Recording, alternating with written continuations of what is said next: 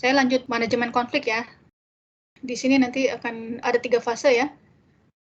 Nah, ini fase prakonflik. Jadi memang ada masa-masa sebelum terjadinya konflik. Jadi yang namanya konflik itu nggak ujuk-ujuk langsung konflik ya.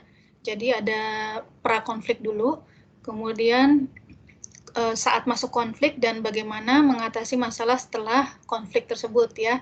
Ada 3 fase. Nah, untuk fase prakonflik ini kita akan belajar bagaimana caranya menjadi asertif, orang yang asertif. Asertif tadi udah paham ya? Definisi training asertifnya itu adalah bagaimana nanti kita bisa mengasah keterampilan kita untuk bisa berkomunikasi interpersonal, bisa mengekspresikan perasaan tanpa menghina, melukai, menyinggung, dan menyakiti orang lain ya. Tujuannya itu ini supaya bisa asertif, bisa menghargai diri sendiri dan lawan bicara, terus bisa mengungkapkan perasaan tersinggung, tertekan, dominasi gitu ya. Misalnya saya nggak suka nih kamu ngomong gitu, nanti diharapkan setelah mata kuliah ini kalian bisa ngomong seperti itu ya. Kemudian bisa berkata tidak, mencegah dan mengatasi konflik ya. Kemudian ini ciri-cirinya menghormati diri sendiri, lawan bicara, kemudian percaya diri, sopan ya, bisa mempertimbangkan kepentingan diri sendiri, orang lain, kemudian bisa mengungkapkan dan mendengar pendapat, jadi nggak hanya ngomong doang, tapi juga bisa dengerin orang lain. Nah, ini ada 6 fasenya, nanti detailnya seperti ini. Ya, jadi pertama adalah bagaimana kita bisa membedakan antara asertif, pasif, dan agresif. Kalau dari kata-katanya pasti udah terbayang ya seperti apa. Nanti ada tabelnya. Kemudian teman-teman bisa mengkaji diri sendiri, nanti masuk yang mana nih, saya orangnya asertif, pasif, atau agresif nih. Kemudian budayakan perilaku asertif. Nah, ini bedanya. Kalau orang pasif itu takut untuk bicara ya, khawatir gitu, nanti salah ngomong atau enggak nanti dia nggak suka gitu ya. Kalau orang agresif sebaliknya, dia sering menginterupsi, terus ngomong terus gitu ya, membantah gitu. Sedangkan orang asertif itu yang di tengah-tengahnya, jadi berbicara secara terbuka, tidak khawatir dan tidak juga terlalu dominan. Ini juga ya, ngomongnya pelan-pelan, ini ngomongnya keras-keras gitu. Kalau ini nadanya nada pembicaraan ya, nada percakapan. Nah, ini juga nih, kalau dari segi gestur, takut melihat orang. Ini juga, ini malah melototin orang ya. Terus kalau ini eye contact-nya biasa ya, kalau asertif, orang asertif. Ekspresinya kurang, kalau yang pasif, kalau yang agresif tuh malah mengintimidasi ya. Kalau asertif, sesuai nadanya dengan pesan yang ingin disampaikan. Ini juga bisa dibaca, isolasi, ini mengisolasi dari grup, mengontrol grup, ini berpartisipasi dalam grup. Ini yang paling sering kita pahami ya dari orang-orang pasif nih, misalnya setuju dengan pendapat orang, walaupun itu nggak bertentangan dengan pendapat dia gitu. Jadi iya gitu, tapi pada kenyataannya enggak gitu. Terus diem aja gitu ya. Kalau orang agresif, kebalikannya, jadi pokoknya yang penting mau saya seperti ini gitu. Nggak peduli sama orang lain. Kalau orang asertif di tengah-tengahnya, jadi tetap menghargai orang lain, pendapatnya, tapi juga berusaha tetap mengungkapkan pendapatnya. Jadi keep to the point. Kemudian juga silakan dibaca yang lainnya nih. Sedangkan kalau yang di sesi kedua bisa mendengarkan keluhan lawan bicara yang baik. Jadi nih, jadi kita mengkaji dulu kemampuan kita bicara seperti apa. Misalnya, coba kalian sekarang kan di rumah masing-masing ya. Coba perhatikan kalau ibu kalian bicara atau adik kalian bicara, bagaimana sih komunikasi nonverbal yang lawan bicara kalian gitu. Bagaimana komunikasi nonverbalnya? Gesturnya seperti apa? Kalau ibu misalnya ngomongnya sambil gini ya, tangannya apakah lagi marah atau lagi apa gitu ya. Silakan diperhatikan tanggapan verbalnya seperti apa juga, apakah nadanya tinggi atau rendah gitu ya. Nah, kemudian evaluasi manfaat mendengar aktif. Jadi misalnya ibunya ngomong, terserah deh gitu. Kalau nggak ngelihat gesturnya, kira-kira gimana? Beda nggak ngomong terserahnya sambil cemberut? Terserah deh gitu. ya. Apalagi yang laki-laki mungkin nggak paham ya, padahal bisa aja artinya berbeda ya, artinya malah enggak gitu. Jadi silakan dilihat apa arti verbal sama non-verbal. Nah, kemudian coba kita dengarkan dengan aktif gitu ya, maksudnya tetap pertahankan kontak mata gitu, dengarkan dengan perhatian ya. Rasulullah itu kalau dia mendengar lain, dia akan merubah posisi badannya ya, badannya dirubah, perhatiannya juga. Jadi bukan hanya dengerin doang, tapi ini juga kontak matanya, bahkan badannya juga dirubah ya, posisinya untuk mendengarkan lawan bicaranya. Kemudian latih pendengar yang baik, jadi coba diperhatikan, seneng nggak orang yang didengerin gitu ya. Kalau senang berarti kelihatan manfaatnya. Ya, jadi ini untuk sesi ketiga adalah bagaimana mendengarkan perbedaan pendapat. Jadi tadi yang setelah bisa mendengarkan dengan aktif, kemudian di sini teman-teman bisa berlatih untuk menyampaikan perbedaan pendapat. Di sini coba ditulis dulu, nanti silakan latihan ya. Menuliskan daftar masalah yang sering berbeda pendapat, diskusian perasaan saat berbeda pendapat. Kalau ada yang beda pendapat, kayaknya kadang-kadang bawaannya udah pengen marah gitu ya, atau kesel gitu ya. Latihan menyampaikan perbedaan pendapat. Nah, ini di sini ada kalimatnya, contohnya ya. Saya ada pendapat lain. Bagaimana kalau begini, Bu? Gitu. Kemudian menanyakan perasaan lawan beda pendapat. Gimana gitu ya. Misalnya di organisasi beda pendapat. Misalnya kita sebaiknya mulai kegiatan maba akhir Agustus. Padahal kan kalau di Agustus mungkin sudah terlambat gitu. Bisa kalimatnya seperti itu ya, bagaimana jika kita mulai lebih awal, Kak? Bagaimana kalau kita mulai awal? Soalnya apa? Silakan disampaikan alasannya kenapa. Misalnya bagaimana kalau kita mulai awal, karena sebentar lagi kan semester udah masuk gitu ya, September misalnya sudah mulai perkuliahan. Kemudian bagaimana tanggapan saudara ini? Jadi menanyakan perasaan lawan beda pendapat gitu. Bagaimana Kak? Bagaimana Bu? Gitu ya. Kemudian mengajak lawan beda pendapat untuk curah pendapat. Atau bagaimana menurut kakak gitu ya. Nah, ini memberikan reinforcement positif atau pujian. Ini tadi latihannya seperti ini, sama ya. Kemudian membudayakan untuk menyampaikan perbedaan pendapat dengan baik. Nah, kemudian menyampaikan harapan nih. Kalau misalnya perilaku lawannya negatif ya, responnya, coba dibuat daftarnya. Maksudnya jangan dicatat gitu ya, ini kamu nih begini-begini, lihat catatannya, bukan begitu ya artinya ya. Misalnya teman baperan gitu, sementara saya sendiri kurang sensitif, jadi berlawanan banget ya. Jadi misalnya bikin nih, kalau ngomong sama teman yang ini dia suka baper, harus hati-hati gitu. Nah, nanti kalau mau ngomong sama teman itu, kalian bisa menyampaikan harapannya, bilang aja misalnya, saya kan orangnya kurang sensitif, jadi kalau misalnya saya ngomong jangan terlalu diambil hati ya, kan bisa ngomong gitu. Jadi itu harapan kita dalam bicara. Jadi temennya kalau ngomong sama kita nggak terlalu nggak kaget gitu ya. Misalnya nyablak atau ngomong nggak paham situasi ya. Jadi kalian bisa menyampaikan harapan itu. Jadi kalau saya ngomong jangan terlalu diambil hati ya. Atau enggak kalau saya ngomong tolong dikasih tahu ya gitu. Jadi disepakati keputusannya. Jadi itu udah kesepakatan. Jadi temannya juga kalau diajak ngomong, nih ngomongnya nggak bener nih. Nah, jadi temannya bisa nyolek tuh. Kamu tadi ngomongnya seperti ini, itu nggak bagus. Jadi sudah ada kesepakatan ya.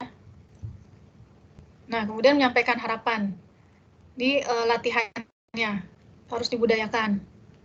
Nah, ini kemudian mengatakan tidak terhadap permintaan yang tidak rasional. Jadi misalnya kalian disuruh melakukan pekerjaan-pekerjaan yang di luar kemampuan kalian, tapi alasannya bukan alasan yang nggak masuk akal ya. Misalnya, saya nggak mau ngerjain ini, kenapa emang? Ya saya kan mau ada acara keluarga gitu. Padahal itu misalnya pekerjaannya krusial, penting, dan memang di waktu yang seharusnya, waktu-waktu bekerja, waktu-waktu belajar, waktu-waktu organisasi ya. Jadi kalau misalnya alasannya untuk kepentingan pribadi, biasanya memang tidak bisa diterima. Nah, ini misalnya permintaannya tidak rasional. Saya pernah dulu dinas malam, udah 6 malam ya, 6 malam berturut-turut, kemudian diminta lagi datang malam gitu, malam ke-7 nih gitu. Terus, waduh, saya sih sebetulnya bisa aja kalau saya mau paksakan ya, tapi khawatirnya saya kolaps gitu, jadi saya bilang, nih melakukan klarifikasi, bener nih saya disuruh malam lagi, iya benar disuruh malam lagi gitu. Terus, nah itu berikan penjelasan penolakan, saya bilang gini, saya ini sudah 6 malam bekerja gitu. Saya khawatir kalau saya dinas malam lagi, nanti saya sakit, saya bilang gitu. Jadi itu berikan penjelasan, jadi terus menggunakan kata-kata tidak. Jadi maaf ya, saya nggak bisa dinas lagi malam ini gitu. Nah itu kan kalau misalnya seperti itu bicara ada klarifikasi, ada penjelasan penolakan, jadi kita bisa berkata tidak ya. Kemudian yang sesi 5 ini latihannya sama. Nah ini kemudian yang terakhir adalah di sesi terakhir mempertahankan komunikasi asertif. Ini perilaku asertif. Jadi kalau sudah bisa melakukan perilaku asertif, bisa mendengarkan dengan baik, jadi pendengar yang baik, menyampaikan perbedaan pendapat, menyampaikan harapan, dan mengatakan tidak ya. Kita masuk di tahap konflik. Kalau tadi pra-konflik, nah kalau yang ini sudah masuk ke konflik. Kita ada 2 di sini, kita akan belajar tentang kolaborasi negosiasi dan mediasi. Nah, ini adalah negosiasi kolaborasi penyelesaian konflik secara mufakat. Jadi memadukan 2 keinginan dan kebutuhan ya. Jadi kedua belah pihak. Nah, ini tanpa mengalahkan orang lain. Jadi kayak semacam barter ya, win-win solution. Nah, prasyarat negosiasi efektif itu memang ada kemauan. Jadi misalnya memang dua-duanya mau bernegosiasi. Kalau misalnya salah satu tidak mau, ya nggak bisa. Kalau misalnya dengar kata-kata negosiasi itu yang terbersit di benak teman-teman apaan ya? Kayak di film-film Amerika gitu ya? Tawar-menawar ya. Kemudian kesiapan, siap melakukan negosiasi. Nah, ini kewenangan, memang dua-duanya siap melakukan negosiasi, kemudian kewenangan dalam mengambil keputusan, punya kewenangan ya. Nah, keseimbangan kekuatan Bergen. Saya kayak anak-anak, kekuatannya di tangisan ya, di tangisan. Jadi, kalau minta sesuatu tinggal nangis ya. Tapi kan kalau kalian mahasiswa atau enggak nanti kalau sudah bekerja itu kan nggak bisa seperti itu, nangis ya. Orang nggak ada yang, udah kekuatan tangisannya itu udah nggak berarti lagi ya. Jadi harus punya sesuatu untuk bisa dipertukarkan ya. Harus punya bargaining power. Sehingga dapat menciptakan saling ketergantungan. Jadi kalau satunya powerless, nggak punya power, ya percuma itu nggak bisa negosiasi. Kemudian keterlibatan ke seluruh pihak terkait, stakeholder juga ini harus terlibat. Syarat negosiasi efektif juga lanjut dengan holistik, kemudian pembahasan permasalahan secara menyeluruh, komunikasi antara kedua pihak masih ada, jadi yang keduanya masih ada, kemudian rasa percaya. Jadi misalnya ini juga penting, misalnya kalian mau negosiasi, tapi kalian nggak percaya sama pihak yang satunya, ya nggak bisa. Nanti saya udah memenuhi keinginan dia gampang aja ingkar janji ya. Jadi kalau tidak percaya ya tidak efektif. Nah, atau sengketa terlalu pelik. Nah, ini kalau terlalu rumit masalahnya, jadi nggak bisa hanya negosiasi. Negosiasi ini lebih ke arah dua pihak aja yang berseteru ya. Nah, ini tahap negosiasi, ini ada 6, detailnya seperti ini. Nah, ini mendeskripsikan keinginan atau kepentingan. Pertama itu apa sih yang diinginkan ya. Ini identifikasi dulu maunya apa sih, nggak jelas kan kalau misalnya mau negosiasi tapi nggak jelas maunya seperti apa gimana. Kan nggak, nanti pihak yang satunya bingung ya. Misalnya kita mau pertemuan jam berapa nih, jam 10 aja deh gitu. Terus kamu maunya jam berapa? Nggak tahu nih, belum jelas gitu ya. Jadi saya maunya jam 11, tapi saya masih ada keperluan lain gitu-gitu ya. Jadi ya susah juga tuh, nggak bisa negosiasinya. Kemudian mendeskripsikan perilaku dan perasaan emosi dalam berkomunikasi. Nah, ini perilaku komunikasinya seperti apa, kaji diri kalian masing-masing, kemudian emosinya seperti apa. Nah, bisa nggak nih kalau negosiasi? Kalau misalnya orangnya emosian, kayaknya susah tuh negosiasi sama dia gitu ya. Atau enggak kita emosian gitu ya, harus dilatih juga. Nah, ini latihan menguraikan keinginan dan kepentingan dengan perilaku. Waktu itu pernah, Ibu saya, kenapa saya dapat nilai sekian gitu. Nilainya nyaris tipis ya, dari B nyaris ke A. Karena kamu waktu menjawab, menurut saya masih deskriptif gitu, belum bisa menganalisa kasusnya gitu. Ini saya kasih buktinya gitu ya, jawabannya di WA seperti apa. Terus, tapi saya ini Bu, saya bisa menunjukkan kok Bu jawaban saya yang lain gitu. Oh iya coba gitu, soalnya saya juga ini Bu, dia negosiasi ya. Soalnya saya mau target saya IPK saya 3,5 Bu gitu. Kalau saya dapat B di sini, saya akan kehilangan banyak nilai gitu. Saya tidak bisa mencapai 3,5. Ya itu sudah deskripsi keinginan atau kepentingan ya. Nah ini perilakunya terus dilatih seperti itu. Nah, itu kan kalau seperti itu, ini jadi alasannya seperti apa, negosiasinya, keinginan seperti apa, kemudian menyampaikan alasan ya tadi ya, alasannya saya mau IPK-nya 3,5 Bu, gitu, saya targetnya segitu. Nah, coba kamu bisa nggak nunjukin bukti kalau kamu bisa menjawab dengan baik gitu. Nah, terus alhamdulillah dia bisa nunjukin bukti-bukti yang lain dan saya nilai oke, saya bisa menilai kamu atas dasar jawaban ini yang jawaban satu ini nih ada yang bagus, saya bilang gitu ya. Nah itu jadi mahasiswanya bisa dapat nilai yang bagus. Nah itu namanya negosiasinya berhasil ya. Latihan mendukung pihak lain. Terus ada juga temannya yang lain setelah itu datang nangis-nangis ke saya, Bu kenapa saya dapat nilai sekian gitu. Lah kamu kenapa? Saya jadi diem aja gitu ya tadi ya, nggak asertif ya, nggak asertif, pasif. Setelah keluar nilai baru itu. Nah ini memahami sudut pandang orang lain. Yang keempat ya, kalau misalnya tadi contohnya ya, sudut pandang orang lain, oh dia ada kepentingan seperti ini dan memang itu akan mempengaruhi masa depannya gitu ya, dalam jangka waktu panjang gitu. Jadi itu kita harus melihat dari berbagai sisi. Jangan misalnya kayak saya mentang-mentang dosen gitu, jadi saya nggak mau tahu, saya udah ngasih kamu nilai sekian gitu ya misalnya.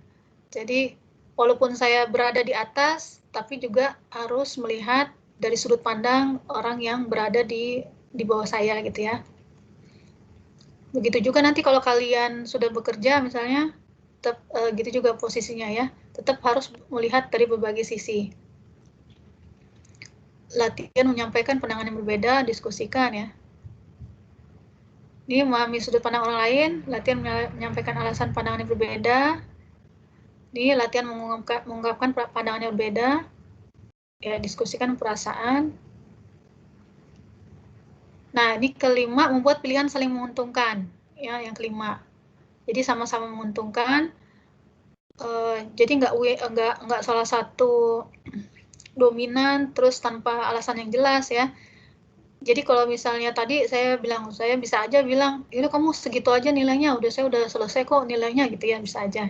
Tapi itu kan tidak menguntungkan, nggak menguntungkan kedua belah pihak. Menguntungkan saya misalnya karena saya udah nggak harus meriksa lagi gitu kan. Tapi kan dari pihak satunya sangat merugikan ya. Nah itu juga begitu juga dengan nanti kalian di dunia kerja. Terus mencapai kesepakatan yang bijaksana. Kedua belah pihak menyepakati solusi, kedua belah pihak melaksanakan solusi yang disepakati. Ini ada rekonsiliasi namanya ya.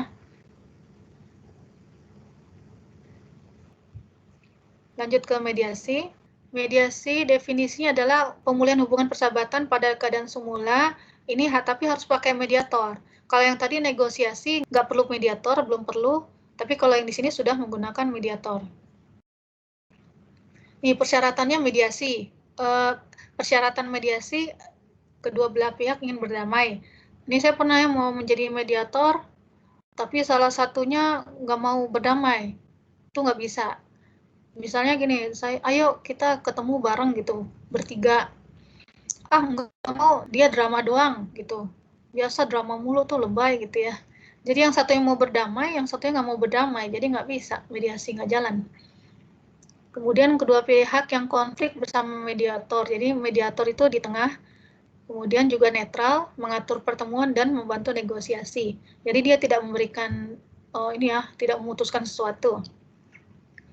Kemudian nih rahasia, prinsipnya rahasia. Jadi misalnya setelah di mediasi itu tidak boleh ada di-share kemana-mana, ya nggak boleh ya.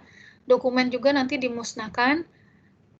Kemudian sukarela, kedua belah pihak sukarela ingin menyelesaikan konflik. Netral, keputusan di tangan kedua belah pihak yang konflik. Pemberdayaan itu yakin mampu berdamai. Jadi bakalan damai ini sama dia gitu ya, itu nggak bisa. Kemudian solusi, ini merupakan proses kreatif. Nah ini tahap mediasi, ada 4. Nah ini pertama sama ya, semuanya assessment. Jadi dari awal tadi assertive training, terus yang negosiasi, terus sekarang mediasi juga tetap pertamanya assessment. Tapi kalau yang di mediasi ini dia pihak pertama dulu nih. Pihak pertama. Jadi kepada orang yang komplain ya, kepada orang yang komplain dulu. Mediator mendiskusikan keinginan berdamai dengan pihak pertama. Jadi misalnya yang pertama komplain, ini nih teman saya nih misalnya kalau kerja sama dia tuh, dinas sama dia, saya dikasih bebannya lebih terus gitu ya, dibandingkan dia gitu. Kemudian mediator mendiskusikan keinginan atau kebutuhan pihak pertama. Kamu maunya seperti apa gitu? Saya maunya sama dong beban kerjanya. Saya merawat pasien 2 berat semua, sementara yang teman yang satunya selalu dikasih yang ringan-ringan misalnya. Nah, maunya gimana? Maunya sama gitu ya. Nah, kemudian ini masih ke pihak pertama, mediator menyampaikan akan melakukan analisis. Jadi dia bertanya dulu, melakukan investigasi lebih lanjut ya, persamaan, perbedaan, keinginan ya antara kedua belah pihak, kemudian mendiskusikan kemungkinan adanya persamaan dan perbedaan. Jadi persamaan perbedaan yang tidak sesuai dengan keinginan atau kebutuhan yang terpenuhi. Atau enggak misalnya contohnya tadi saya kalau kerja sama teman-teman tim saya tuh main handphone mulu gitu ya. Ada pasien saya lagi yang disuruh ke pasien gitu. Dia diam aja, pegang handphone terus gitu. Nah, kalau gitu misalnya keinginan yang tidak terpenuhi. Saya nggak mau kalau kerja sama dia misalnya. Kemudian ini kemudian mediator bertemu dengan pihak kedua. Jadi nggak ketemu nih yang pertama sama yang kedua. Yang kedua ketemu sendiri sama mediator. Kemudian ini ada teman kamu nih cerita kalau dia keberatan bekerja sama dengan kamu gitu karena kamu main handphone terus gitu. Gimana kamu kira-kira mau berdamai nggak? Iya sih gitu ya misalnya iya gitu. Kemudian diskusikan keinginan. Menurut kamu kenapa gitu? Ya saya juga maunya nggak megang handphone terus Bu. Tapi saya kan masuk pokja infeksi. Apalagi misalnya lagi banyak wabah begini, saya kan mau nggak mau saya lihat handphone mulu gitu. Itu untuk komunikasi gitu ya. Nah, kemudian mediator menyampaikan hasil analisis persamaan dan perbedaan keinginan kedua pihak pertama dan kedua. Ya, tapi teman kamu kan maunya sama-sama kerjanya gitu ya. Mediator mendiskusikan kesediaan pihak kedua untuk tidak menuntut keinginan. Jadi misalnya kalau gitu saya nggak usah ikut pokja ini aja Bu, gitu. Daripada saya dianggap nggak kerja di ruangan gitu. Jadi itu maunya seperti apa itu juga kebutuhan yang berbeda juga disampaikan. Kemudian jika kedua pihak sepakat dilanjutkan dengan pertemuan perdamaian. Nah ini menyepakati keberbedaan persamaan kedua pihak. Jadi mediator balik lagi ke pihak pertama nih yang komplain tadi nih. Mediatornya balik lagi, diskusikan hasil asesmen dengan pihak pertama.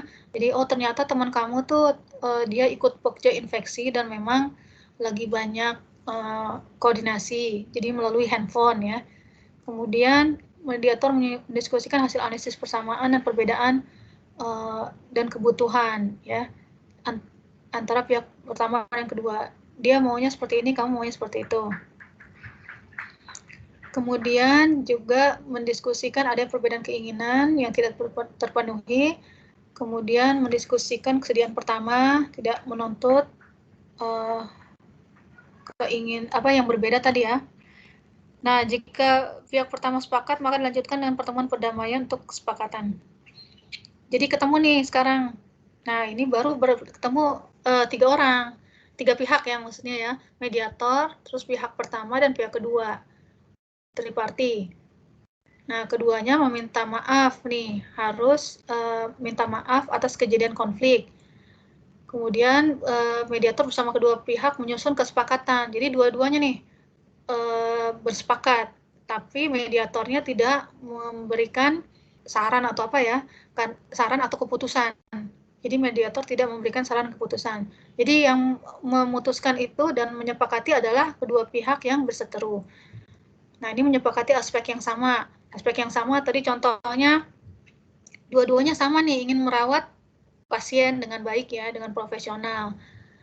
Kemudian lakukan tawar-menawar. Jadi bagaimana nih supaya bisa tetap kerjasama nih tanpa ada yang dikorbankan gitu ya. Tawar-menawar. Jadi misalnya kalau gitu saya koordinasinya jam-jam yang tidak sibuk aja gitu ya. Misalnya setelah visit atau misalnya setelah semua asuhan keperawatan saya berikan untuk merawat pasien ya. Ini misalnya jam-jam 11 mungkin udah agak sepi, jadi bisa di situ koordinasi ya. Sedangkan juga yang pihak yang satunya juga bisa menawarkan, ya udah kalau gitu misalnya kalau misalnya disepakati jam 11 untuk koordinasi tentang infeksi pekerjanya, ya udah saya bisa standby untuk bantuin kamu gitu ya. Itu tawar menawar, negosiasi. Ini sudah menyepakati, kemudian mediator bersalaman. Kalau sekarang nggak salaman ya, dari COVID, dan menyatakan akan melaksanakan kesepakatan.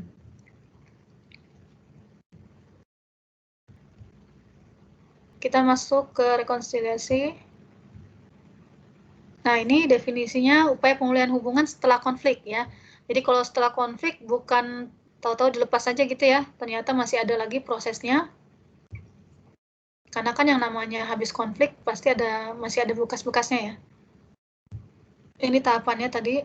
Kemudian ini pertama ungkapkan kebenaran. Jadi dua-duanya menyadari telah terjadi kesalahan di masa lalu ya, yang merugikan diri dan orang lain. Kemudian mengungkapkan kebenaran bukan keinginan atau kebutuhan pribadi. Oh iya ya, benar juga ya. Misalnya kasihan teman saya pontang-panting kalau saya nggak bantuin dia gitu. Atau nggak, oh iya benar juga ya, teman saya kasihan sibuk di bagian pekerja infeksi, apalagi zaman COVID gini. Jadi nanti saya akan siap bantuin dia gitu ya. Nah, itu mungkin akan muncul rasa malu atau yang sebaliknya ya. Itu bisa aja mungkin muncul malu ya, terus mengingkari, balik lagi nih, kok begitu ya, namanya juga fase itu kan. Jadi ada yang mengingkari atau ada pasif agresif atau malah marah ya setelah itu ya, setelah mediasi malah setelah terjadinya konflik, setelah usaha diselesaikan, mungkin aja malah muncul yang negatif gitu ya, mengingkari, pasif agresif. Jadi perlu diselesaikan masing-masing untuk rekonsiliasi.